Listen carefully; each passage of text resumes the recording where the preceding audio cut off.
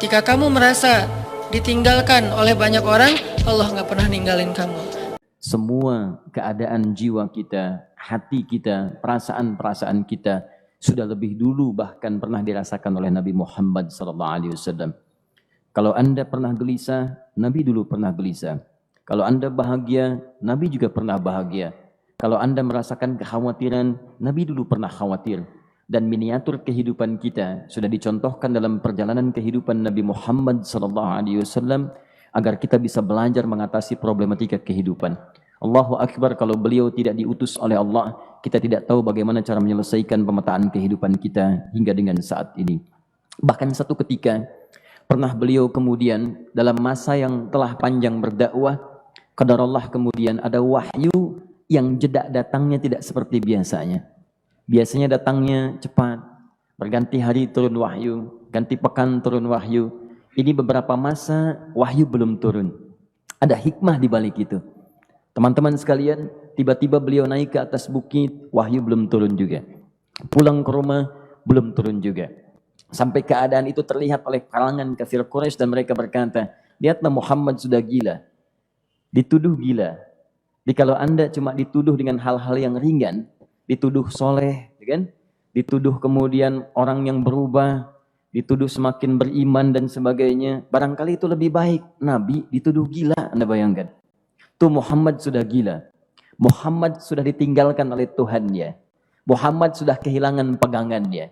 Muhammad sudah tidak punya orientasi. Orangnya sudah nggak jelas, bolak-balik tidak karuan. Naik ke atas bukit seakan-akan orang yang frustasi dan seterusnya.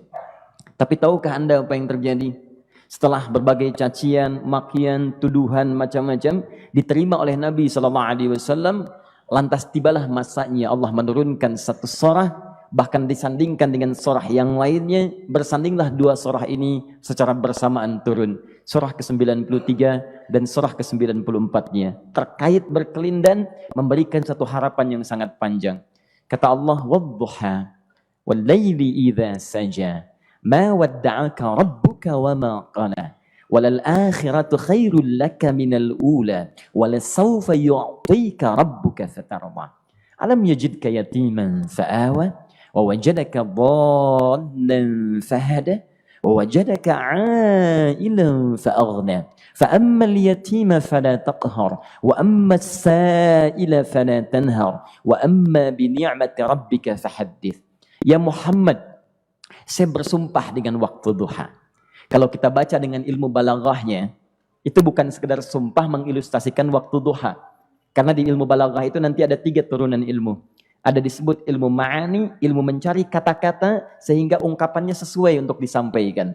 Mana kata-kata yang tepat untuk disampaikan dalam konteks yang ingin dibicarakan. Itu ma'ani namanya. Kemudian setelahnya ada ilmu bayan, bagaimana mengemas kosakata yang bagus ini sehingga bisa disampaikan dengan jelas, orang tidak bingung menerimanya, paham maksudnya. Kemudian setelah itu kadang-kadang jelas kalimatnya, tapi kedengarannya tidak indah. Woi, rapatkan, woi, apa belum paham juga? Rapatkan saf. Nah, memang jelas, tapi nggak ngenakin.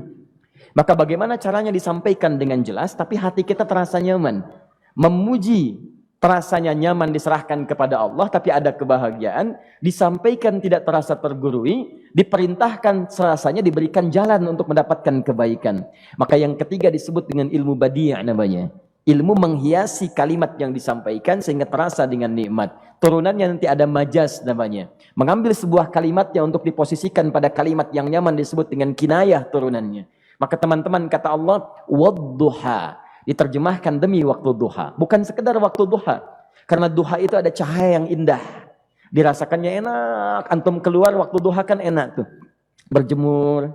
Kata orang Sunda moyan gitu kan. Datang. Bahkan sampai dianalisis ada vitamin D-nya bisa terasakan. Ya, kemudian setelah itu ada kenikmatan enak suasananya. Seakan-akan dunia milik sendiri. Yang lain numpang. Wah, nyaman keluar itu. Baik, jadi wadduha itu ingin bersumpah mengilustrasikan waktu kenyamanan yang pernah dilalui. Kalau dalam bahasa tafsir yang luasnya, saya bersumpah Muhammad, demi segala kenikmatan yang pernah engkau rasakan dalam hidupmu, seperti engkau merasakan cahaya duha itu. Engkau pernah senang, saya bersumpah dengan kesenanganmu. Engkau pernah tenang, saya bersumpah dengan ketenanganmu. Engkau pernah nyaman, saya bersumpah dengan kenyamanan yang pernah engkau rasakan. Wal-laili idza saja. Dan aku pun bersumpah demi gelapnya malam. Demikian terjemahannya. Bukan sekedar gelapnya malam. Saja itu sesuatu yang pekat. Ya, ini belakang kelihatan agak gelap nih. Untuk memberikan proyek. Kesini aja Pak, saya cuma ngasih contoh. Contoh. Saya bukan mengeluh, bukan. Ingin memberi contoh. Ya, contoh pada ilustrasi yang mau saya sampaikan. Nggak apa-apa, biarkan saja. Saya mau contoh kasih kata saja. Ya, ini belakang agak gelap untuk memproyeksikan cahaya ke sini. Tapi yang mau saya sampaikan, kalau gelapnya begitu pekat, semua cahaya ini nggak ada. Cahaya nggak ada nih. Sama sekali tidak kelihatan. Saya mau tanya pada Anda, beraktivitasnya mudah atau sulit? Mudah nggak menemukan sendal Anda di luar? Belum tentu. Menemukan jalan keluar pun belum tentu mudah. Anda mesti meraba-raba jalan. Anda mesti kemudian melihat sesuatu dengan pandangan mata hati Anda. Raba, dan sebagainya. Sampai menemukan jalan, itu pun belum tentu benar. Itulah yang disebut dengan gelapnya malam saja pekat. Kadang-kadang ada orang yang menghadapi satu kesulitan yang pekat, suasananya siang, cuman karena masalahnya begitu pekat, seakan-akan membuat diri dia gelap. Jalan susah, limbung gitu. Kenapa gelap ya? Padahal terang. Karena masalah menggelimuti dirinya, seakan-akan dia diselimuti masalah yang gelap. Bimbang dia. Makan gak enak, minum gak nyaman, dan seterusnya. Ya, biasanya makan ayam tenang, ini dikasih yang lebih enak juga rasanya pahit. Gak enak zamannya. Maka kalau kita ilustrasikan dalam suasana tadi Muhammad, saya bersumpah, engkau pernah hidup nyaman, ataupun engkau mengalami masalah yang sangat pekat dalam kehidupan. Engkau alami sesuatu yang dahsyat, sampai engkau bingung, bimbang, pekat, mereka menuduhmu dengan macam-macam. Ma wadda'aka rabbuka wa ma qala. Saya pastikan kepadamu, dalam keadaan nyamanmu seperti dulu, ataupun engkau bimbang seperti sekarang, Tuhanmu tidak akan pernah meninggalkanmu ataupun menuduhmu gila. Orang-orang yang dekat dengan Allah Subhanahu wa ta'ala, maka Allah akan menjaganya, baik dalam keadaan yang tenang dan nyaman, ataupun dalam kesulitan yang luar biasa. Walal akhiratu khairul laka minal ula. Nanti saya akan tunjukkan kepadamu, jika kamu telah tabah dan sabar menerima cacian mereka, menerima tuduhan mereka, nggak apa-apa, ini kan muqaddimah. Masa kamu masih panjang. Kamu masih panjang dalam berdakwah, kehidupan kamu masih panjang membawa tugas dan misi. Kalau kamu belum bersabar pada yang sekarang, bagaimana dengan yang di masa depan? Tapi saya pastikan kepadamu, jangankan yang seperti ini, masalah pekat yang paling hebat pun kamu akan hadapi, yang membuat kamu sedemikian sulit lebih daripada ini, yakinkan pada jiwamu, aku tidak akan pernah meninggalkanmu. Ini prinsip dalam kehidupan kita. Jika Anda menggantungkan hidup kepada Allah, Anda bersandar dengan baik kepada Allah, maka ayat ini akan mengatakan, teman-teman sekalian, Allah tidak akan pernah meninggalkan Anda dalam setiap kehidupan Anda. Nanti, sekarang perjuangan, kata Allah, walal akhiratu khairul laka minal ula. Nanti saat kamu tiba di akhirat, saya akan tunjukkan kepadamu, ada yang lebih hebat yang tidak pernah engkau rasakan sebelumnya saat di bumi. Tidak akan ada lagi kesulitan yang kamu hadapi. Tidak akan ada lagi cacian yang kamu kemudian hadapi. Tidak ada lagi kemudian tuduhan yang kemudian kamu rasakan. Aku akan berikan apapun yang kamu inginkan sampai kamu puas. Wala sawfa yu'tika rabbuka fatarda. Nanti kamu pengen apapun, aku berikan. Kalau sawfa masih ada jeda, ya. Kalau bahasanya wa yu'tika mungkin seketika. Tapi ketika mengatakan sawfa, artinya bukan saat ini Muhammad. Sekarang pun aku berikan, tapi nanti yang di akhirat aku berikan sampai kamu merasa puas. Ayo minta apa saja. Hadir, hadir, hadir, hadir. Tapi yang paling indah, kalau kamu tidak percaya, alam yajidka yatiman fa'awa. Cobalah ingat, kalau sekarang sedang susah, coba ingat dulu. Bukankah saat kamu yatim, aku yang merawat sampai kamu tidak merasakan kegelisahan itu? Lahir bapak tidak ada, aku cukupkan dengan kakek. Kakek meninggal, aku hadirkan ibu dan paman hadir di sekitaranmu. Ibu meninggal, ada kakek. Kakek meninggal, ada paman. Dan Khadijah hadir di sekitaranmu. Bukankah aku rawat pada saat itu? Wajadaka dhallan fahada. Kamu sedang bingung, sedang susah, bukankah sering aku berikan petunjuk kepadamu? Wajadaka ailan fa'aghna. Kamu merasakan kesulitan, lahir dalam keadaan yatim, tidak ada pendukung, maka aku jadikan kaya. Bukankah saat kamu menikah dengan Khadijah, aku tambahkan lagi pendukung untuk misi dakwahmu? Ini pesan dalam Al-Quran. Kalau Anda sedang merasa susah, kalau ingin menenangkan diri, ingat-ingat yang baik-baik yang dulu. Kalau Anda sedang jatuh dalam bisnis, ingat-ingat saat Anda meningkat dalam bisnis Anda. Allah tidak pernah tinggalkan Anda. Mungkin ini ujian untuk membuat Anda lebih hebat lagi di masa depan. Kalau Anda tidak tahan bantingan yang sekarang, bagaimana Anda bisa mengatasi pelintiran yang akan datang? Karena dalam kehidupan bukan cuma dibanting. Anda mungkin mengalami penyingkiran, penyungkuran, lipatan, guntingan, bantingan, macam-macam. Jikalau satu gaya belum bisa Anda atasi, bagaimana Anda bisa berharap mendapatkan turunan yang lainnya?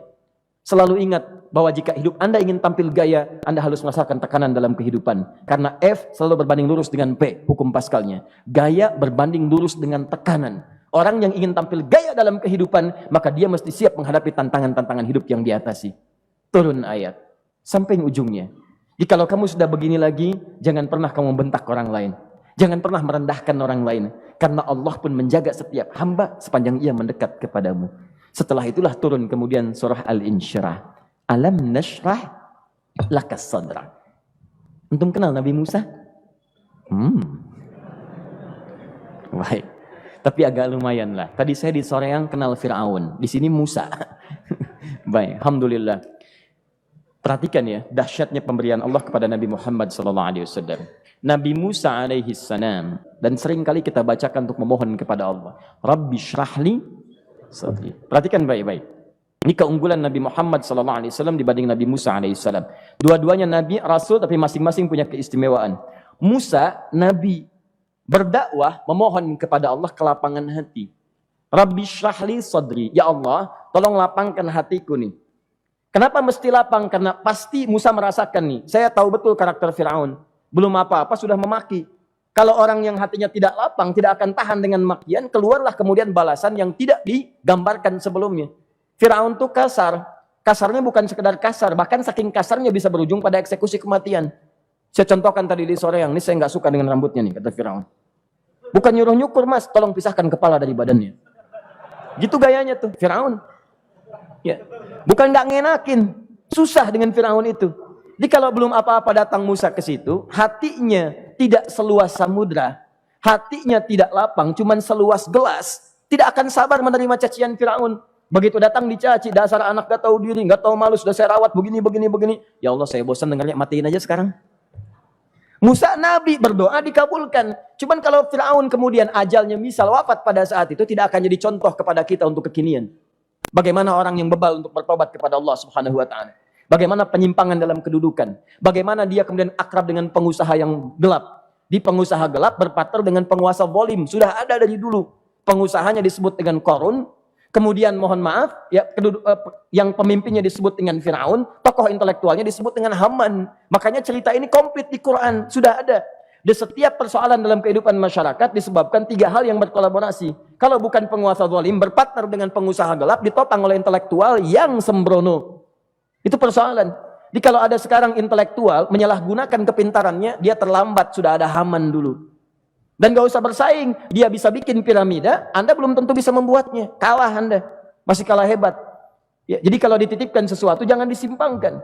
Yang ingin saya sampaikan, Musa mengatakan, Rabbi syrahli sadri. Nabi berangkat berdoa dikabulkan oleh Allah. Nabi Muhammad belum minta turun ayat. Alam nashrah laka sadra.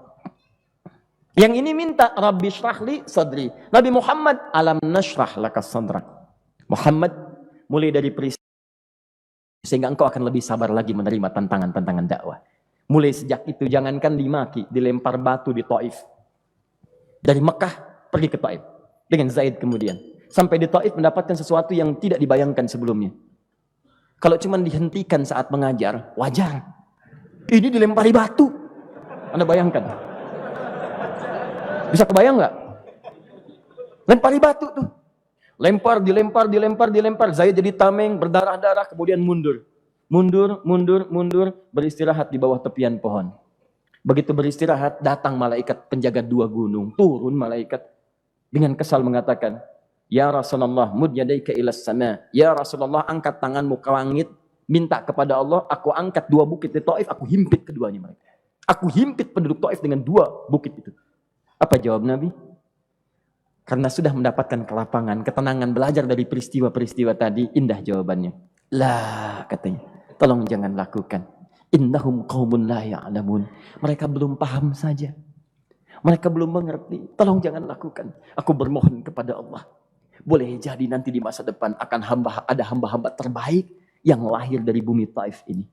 Kemudian beliau berkata, Rabbi, ila man takilluni, a'ila qaribin yu'limuni, am ila ba'idin yu'dhini, fa'ana radin ma lam taghdab ilayya. Ya Allah, kemana lagi engkau akan utus aku untuk berdakwah setelah peristiwa ini? Apakah tempatnya lebih dekat aku jangkau sekarang, tapi di situ aku akan disakiti lagi? Ataukah jaraknya masih jauh, tapi di tempat itu aku akan dizalimi lagi? Aku ridha ya Allah dengan itu semua, asalkan engkau tidak marah kepadaku. Asalkan engkau tidak marah kepadaku. La haula wala quwata illa billahil aliyil azim.